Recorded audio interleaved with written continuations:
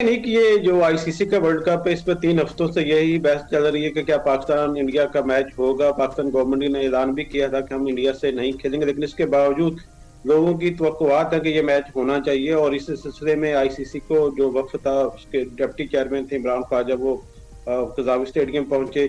उनके साथ जो बांग्लादेश क्रिकेट बोर्ड के सदस्य अमीन असलाम, वो भी, उनको भी बुलाया गया था। यहाँ पर एक तवील मुज़ाकरात यहाँ पर हुए। हमने देखा कि बहुत ज्यादा इश्यूज पर बातचीत हुई, जिसमें सबसे जरूरी था, क्योंकि हमने जो मैच का बाइकआउट किया था गवर्नमेंट की तरफ से, वो था इज़हार यकजहती के तौर पर बांग्लादेश के साथ। उनके साथ उनको वर्ल्ड कप से बाहर करके ज्यादती की गई।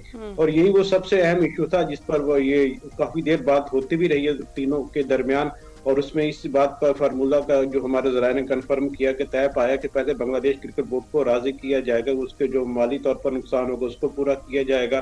और उनको, मुझे लग रहा है कि आइंदा जो फ्यूचर इवेंट्स होंगे, उसमें एक इवेंट की मेजबानी भी बांग्लादेश को सौंपी जाएगी, राइट। ताकि बांग्लादेश के जो क्रिकेट फैंस है वो भी बिल्कुल अच्छा, आईसीसी से राजी हो जाए और ठीक है। बेहतरी की तरफ चीजें जाएं। सही है। इसके बाद सलीम भाई यकीन साहब, तौर पर आप भी यही समझते हैं कि डिसीजन जो है, जो क्योंकि यूसुफ अंजुम साहब और आपसे, हम दोनों से ही बात कर रहे थे और एक्सपेक्ट कर रहे थे कहीं ना कहीं, आप दोनों यही कह रहे थे कि हो सकता है कि कुछ चांसेस पैदा हो जाएं और ये वाला मैच हो जाए। लेकिन अब जिस तरह की मिन्नतें कर रहे हैं, घर तक आ गए हैं, तो आपकी पॉसिबिलिटी जिस तरह से यूसुफ अंजुम साहब कह रहे हैं कि दिखाई दे रही है मैच होने की, आपको भी ऐसा ही लग रहा है? देखिए, हमारा तो कोई झगड़ा था ही नहीं ना। हमारे कहने पर उन्होंने हाइब्रिड मॉडल पे हमारा मैच श्रीलंका में बिल्कुल रख ऐसा दिया ही था। है। तो आए इस मामले में इसी वजह से कि हमारा जो बांग्लादेश हमारा दोस्त मुल्क है, उनके साथ इन्होंने गलत किया कि पहले उनका जायज मुतालबा नहीं माना, फिर उनको इवेंट से ही बाहर कर दिया। तो अब ये मुज़ाकरात में बांग्लादेश को आने का, शामिल करने का मकसद भी यही था कि उनके साथ कुछ अच्छा हो। तो क्योंकि माली तौर पर बड़ा उनको नुकसान होगा इवेंट में शिरकत ना करने का, उनके प्लेयर्स को भी बहुत नुकसान होगा। तो अगर आईसीसी उनको कॉम्पनसेट कर देती है, अच्छा, उनके प्लेयर्स को भी पैसा मिल जाता है और बांग्लादेश उस पर मुतमईन है, तो फिर पाकिस्तान अगर अपना फैसला चेंज कर रहा है तो उसमें कोई गलत नहीं है, कोई बुराई नहीं है। क्योंकि हमारी तो बात ही, लड़ाई यही थी, हमारा पॉइंट ही यही था कि बांग्लादेश के साथ गलत हुआ है। बांग्लादेश कॉम्पनसेट होकर बांग्लादेश अगर सेटिस्फाई हो रहा है तो बिल्कुल ठीक है। लेकिन देखते हैं, अभी तो मुलाकातें हुई हैं, बहुत बड़ी लंबी मीटिंग चली, अब दोनों चले गए। बांग्लादेश क्रिकेट बोर्ड के सदर भी वापस चले गए और आईसीसी जो ऑफिशियल आए थे वो भी वापस चले गए।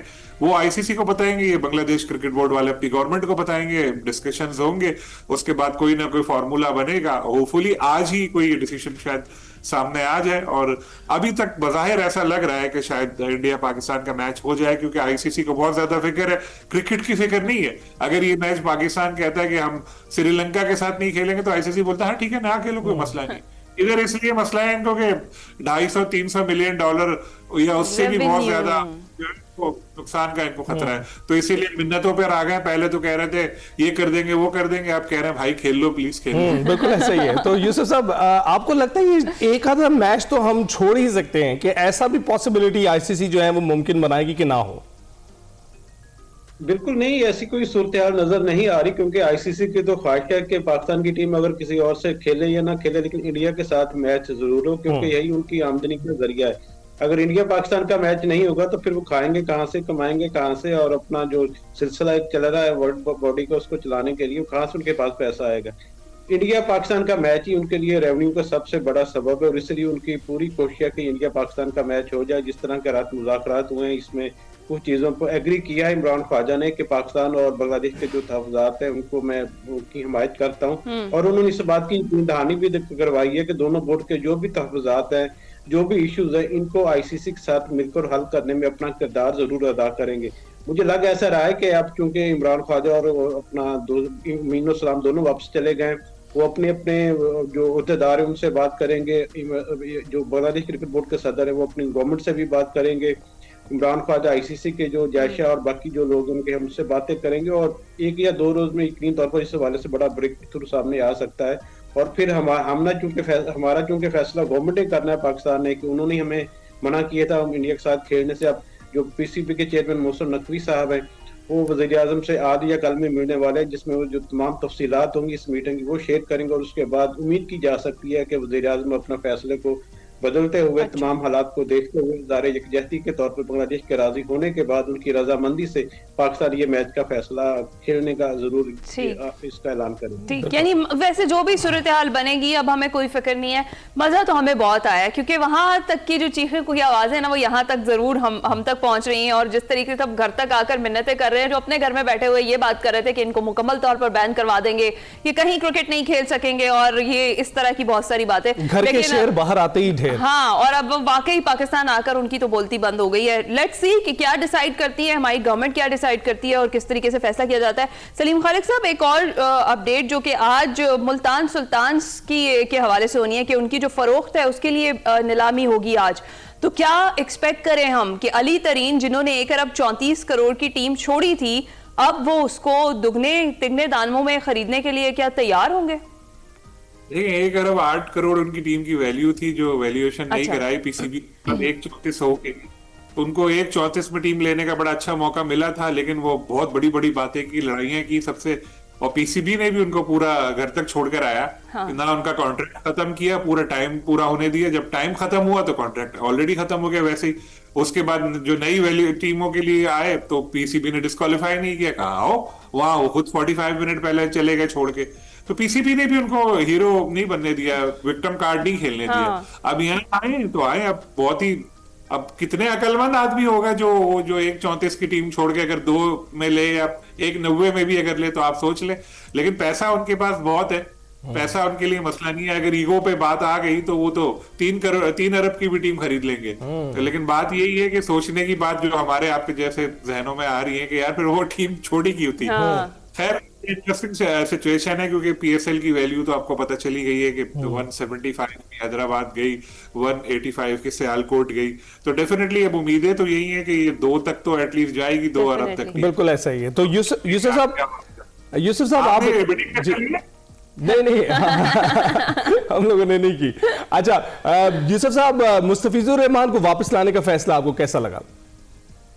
देखिए मेरे ख्याल में ये लाहौर कलंदर की बहुत ही स्मार्ट चॉइस है। बाकी सारी इतने फ्रेंचाइजर है वो बड़े बड़े नामों की तरफ जा रहे हैं, लेकिन मेरे ख्याल में ये लाहौर कलंदर की तरफ से 2016-2018 में मुस्तफिजुर रहमान खेल चुके हैं। अब मौजूदा सूरत हाल में चूंकि सारा जो मुद्दा था आईसीसी T20 वर्ल्ड कप के जितने भी मामला, तो उसकी सबसे जो मेन चीज था वो था मुस्तफिजुर रहमान, इनको आईपीएल से निकाला गया, जिसके बाद बांग्लादेश ने पुल आउट किया, फिर पाकिस्तान ने इंडिया के साथ मैच न खेलने का ऐलान किया। तो मुस्तफिजुर रहमान को और बांग्लादेश क्रिकेट बोर्ड के साथ, बांग्लादेश अवाम के साथ, मैं कहना ये जो अपना उसको दोबारा लिया गया मुस्तफिजुर रहमान को लाहौर कलंदर ने, तो बहुत ही अच्छा कदम है।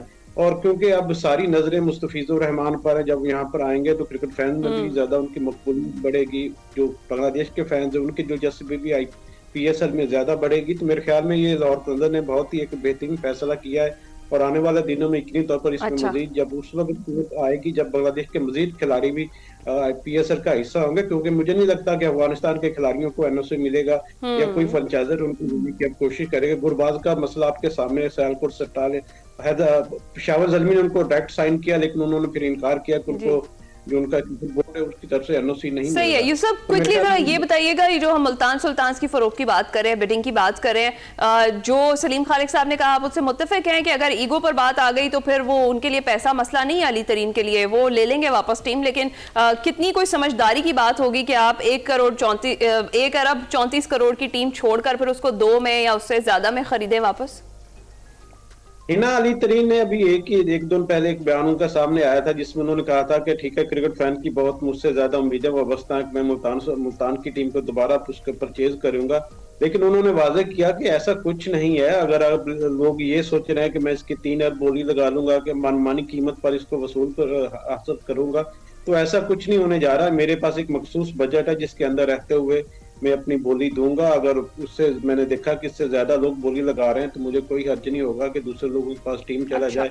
मुल्तान के साथ उन्होंने अपनी वाबस्ती का भी इजहार किया, क्योंकि 5 बिडर हैं, 5 बिडर की भी यकीनी तौर पर ख्वाहिश होगी कि मुल्तान की टीम को हायर करें, उसको अपने लिए उसका नाम हासिल करें। तो आज काफी कंपटीशन देखने को मिलेगा, और एक्सो सेंटर में ये जो तकरीब होगी ये लाहौर में 6 बजे रखी गई है, और इसमें यकीनी तौर पर पाकिस्तान क्रिकेट बोर्ड को 2 अरब के करीब तो यकीनी तौर पर आज की बोली से मिल जाएंगे। बिल्कुल ठीक है।